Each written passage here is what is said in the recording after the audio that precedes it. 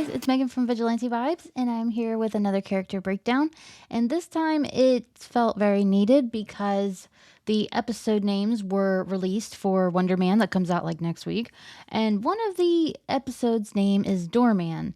And I thought, surely this could not be the same Doorman from Great Lake Avengers. And it very well could be, but I don't know yet. So just in case, I'm going to cover all my bases here, and I'm going to give you a breakdown of who Doorman is. So, Doorman first appeared in Marvel Comics in West Coast Avengers Volume 2, number 46, and he was created by John Byrne. Before he ever joined the Great Lake Avengers, which I will have an episode about coming very soon, so keep an eye out, Damar Davis was just a pretty normal American kid. While he was in college, his mother passed away, unfortunately, which deeply affected him. After finishing 4 years of college and then another 3 years in grad school, Damar came across a newspaper ad from Mr. Immortal asking for costumed adventurers to form a new team, and he answered that call.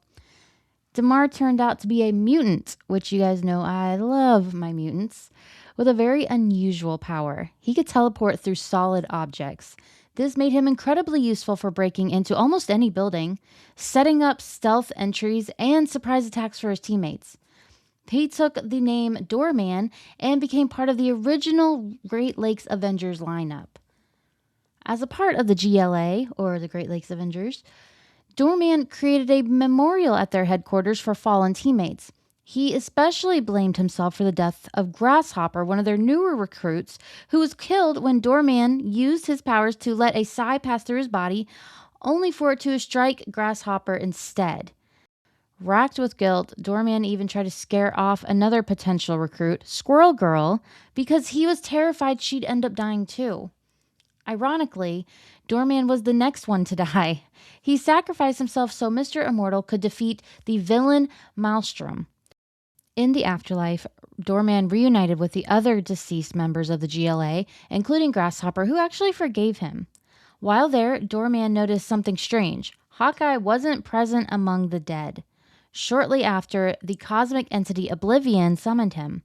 Because of Doorman's link to the Dark Force dimension, Oblivion decided he could replace Deathurge, who had been captured by Mr. Immortal, and appointed Doorman his new Angel of Death. So he is going places. Despite being dead, Doorman continued to serve as a member of the team. However, after the real Avengers issued a subpoena, the group was forced to change their names to the Great Lakes X-Men, the GLX. Not long after Maelstrom, I don't know how my mouth is supposed to say the name, so Maelstrom's just going to have to work.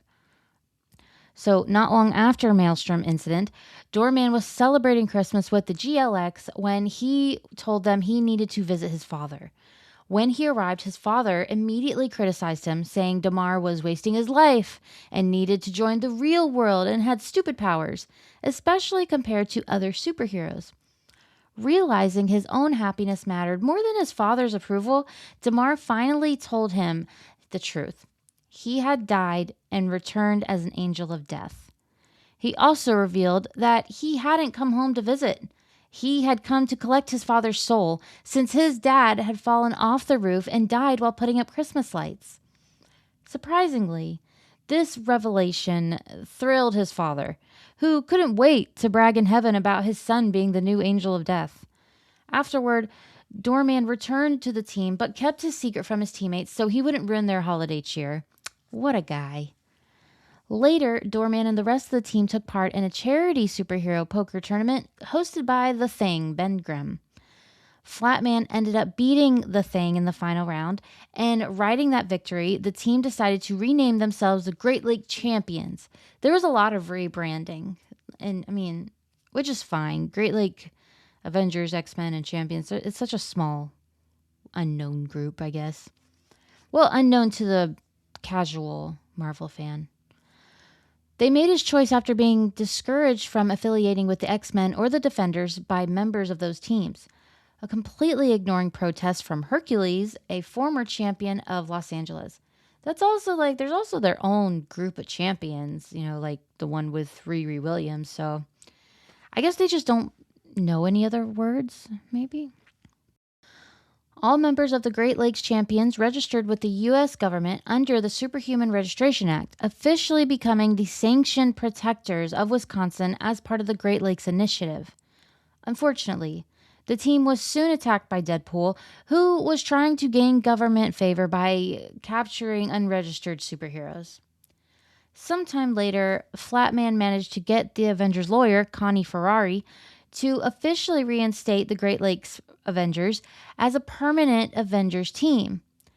Doorman and Big Bertha were the only former members who answered Flatman's call to reunite. What they didn't know was that Flatman's phone was now in the hands of a local girl named Pansy. Not wanting to make assumptions, Pansy showed up at the meeting point, an abandoned Stark assembly and manufacturing plant in Detroit that served as the GLA's new headquarters. And she waited. When the Avengers arrived, she explained the mix-up and gave them a tour of the facility. Trouble started almost immediately when the team decided, brilliantly, to visit a local bar at night and ask them to turn the music down. The owner, who is Nain Rouge, secretly Councilman Dick Snerd, which is a wild, wild name, Dick Snerd, refused and insulted them. After a fight broke out and the team was arrested, Doorman escaped and discovered Mr. Immortal inside a coffin he used for voluntary solitary confinement. Doorman freed him and convinced him to help rescue the others. Shortly after returning, Doorman was pulled back into the Dark Force dimension, where Oblivion angrily demanded to know why he was so absent. Doorman was forced to resume his duties as Oblivion's servant, but still returned in time to help the GLA fight the supervillain Dr. Nod. Doorman played a crucial role by teleporting Mr. Immortal inside Nod's body and having him punch Nod's heart, instantly defeating him. Even though the city celebrated their victory, things fell apart fast when Deadpool showed up again, this time as a member of the Avengers Unity Division. He informed the team they were fired, explaining that their legal claim to the Avengers name did not hold up in court. He bluntly added that people who just didn't like them, though he cheerfully suggested they could try again in a few years, which is so sassy. When former teammate Squirrel Girl was believed to have died in the line of duty, Doorman served as a literal doorman at her funeral. Since there was no official guest list, he simply let everyone in who showed up and wanted to come inside. And that was the last time we saw Doorman. That was in Unbeatable Squirrel Girl, Volume 2, number 37, maybe? 37? I'm not going to look it up. So yeah, that's Doorman's story. But what can he do? So I really didn't get into much of what he could do, but I'm about to tell you. So what he can do is Dark Force teleportation. Doorman is a high-level Class 10 teleporter. His body acts as a doorway to the Dark Force dimension, letting people and objects pass through him. If he stands in front of a wall or an obstacle, an outline of his body appears on the other side, and anyone can step through him to get past it. Intangibility. Because he's basically a living Dark Force portal, Doorman can become completely intangible. That means people or objects can accidentally or forcibly pass through him in the Dark Force dimension. He can also phase through solid objects whenever he wants. Weightlessness. By phasing himself, Doorman can make his body weightless, allowing him to float in midair. He is, the angel of death. After he died, the cosmic entity Oblivion brought Doorman back to life, and appointed him as his angel of death, like I said, thanks to a strong connection to the Dark Force dimension. Along with resurrection, Oblivion gave him several new abilities. Death Sense.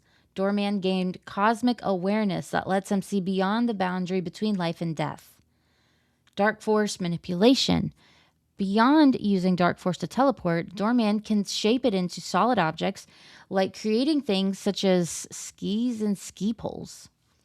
Flight. He can fly. Invulnerability. He cannot be physically harmed.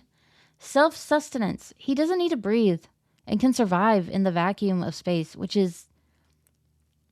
It's not...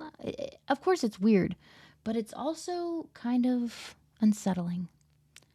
Costume summoning. He can instantly switch into his costume at will.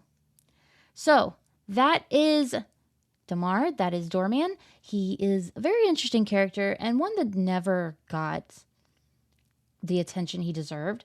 So I'm very interested to see if he's actually in the Wonder Man series, because it's like, what could they possibly use him for? He can do so many things. So that's what I'm very excited to see. So yeah, this was my breakdown of him. I hope you enjoyed it. I hope you will like and subscribe, because when Wonder Man comes out, I will be reviewing it and I will be posting it here. So be sure to like and subscribe and have a marvelous day.